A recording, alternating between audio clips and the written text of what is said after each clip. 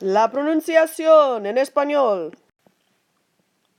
La A, okay, makes a sound of relaxation. Ah, no matter where it's located in a word, this vowel, okay, will have that ah sound. Okay? Now B is very interesting. B and V, okay, have the exact same sound in Spanish. Okay, there's no difference between these two letters. So native speakers will often flip them. They'll take a B and write it where a V should be, or a V and write it where a B should be, okay?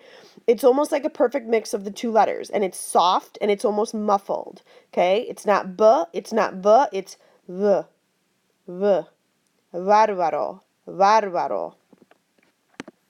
Okay? C can sound two different ways. If it comes before a vowel A, O, or U, it's going to be a k, a hard C, like in casa. But if it comes before an E or an I, it's a soft C, like an S, like in gracias. So you have to look at the vowel that follows it, because that's going to tell you what way the C sounds. D, just like a normal D, but it's a little bit softer. It's a little bit more muffled. There's not a lot of harsh vowels in Spanish. Everything's a bit softer. The tip of the tongue should push against the back of your upper teeth, okay? Demonio, demon, okay? Dentista, soft. All right, la A. Like from the sitcom Friends, the classic, this is like, hey, how you doing? Okay, echar. No, again, no matter where it is in the order of the word, that A needs to be pronounced A, not like we do in English. F, normal F sound, but be aware that in English we use PH to get that sound. That doesn't exist in Spanish. So anytime you have a PH in English, when you want to put that word into Spanish, you're going to replace it with an F. So fenomenal, fenomenal with an F.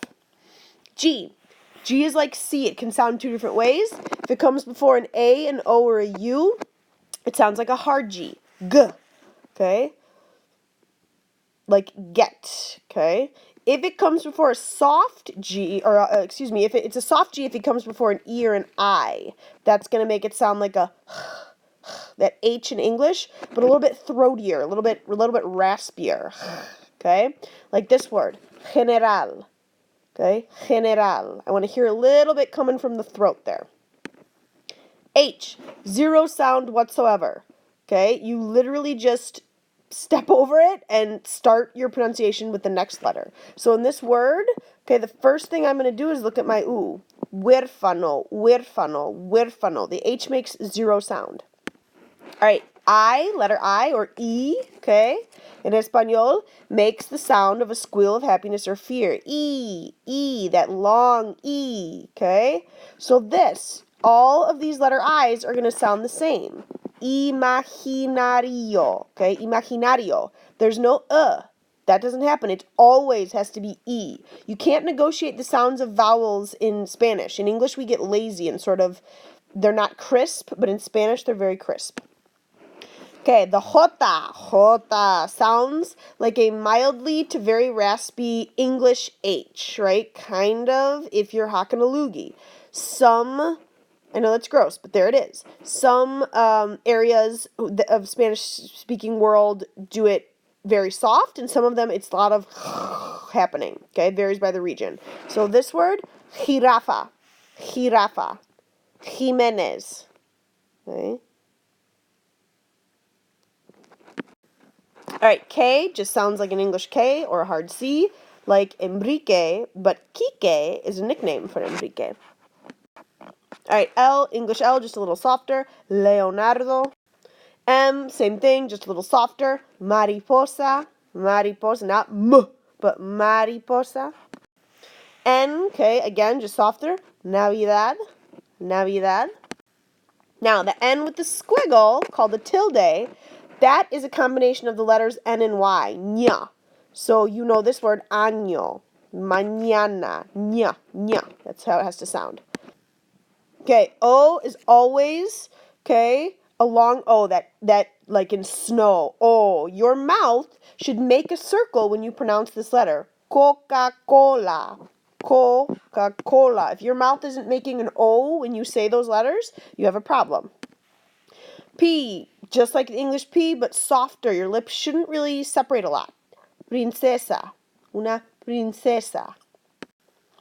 Okay, the ku, right, almost always followed by a U, but remember, together, they just sound like a letter K. There's no W sound.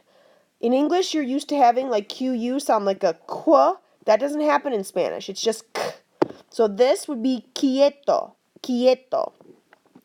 If you forget that, remind yourself, you all know the word K, right? You've never pronounced it que because there is no W sound. It's just K. R, okay, or R. Sounds like a regular R, but softer. Tip of your tongue should briefly touch the back of your upper teeth, okay? And if R begins a word, even if it's a singular R, okay, you're gonna roll it or trill it just a little bit, okay? Paraguas, paraguas, meaning umbrella, okay? If my word starts with R, like Romeo, right? Romeo, a little bit of a roll, Romeo. The double R is where you have the rolled or the trilled R. That is noticeable. The tip of your tongue should vibrate against the roof of your mouth as you blow air through your teeth. Chicharrones. We're going to practice. You should be practicing. It's easier for some people than others, but you can learn to do it. Okay, S, just a little bit softer. Sofia Vergara. T, again, just like a T, but a little bit softer. It's like a D. Your tip of your tongue should push against the back of your upper teeth. Tatuajes, tatuajes. Not t, but tatuajes. U, right, sounds like the O in do. Uñada, u, okay?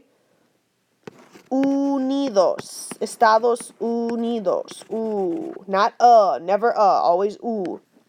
V, again, exactly the same letter of B and V, right? Which the sample word here is what the picture is. It's sadly chickenpox, okay? Varicela, varicela, okay, soft. B and V, perfect mix. W sounds like an English W, but this letter is usually only used with words that are transplanted from another language, like waffle becomes waffle.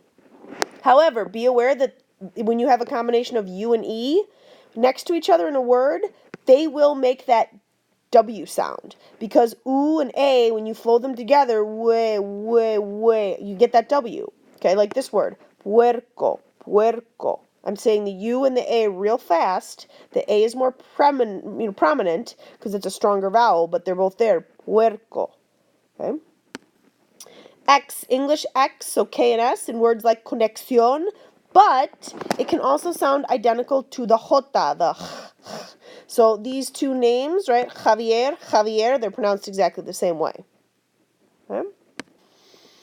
And Y, okay, it sounds like an English Y, so yate. Oh, yate.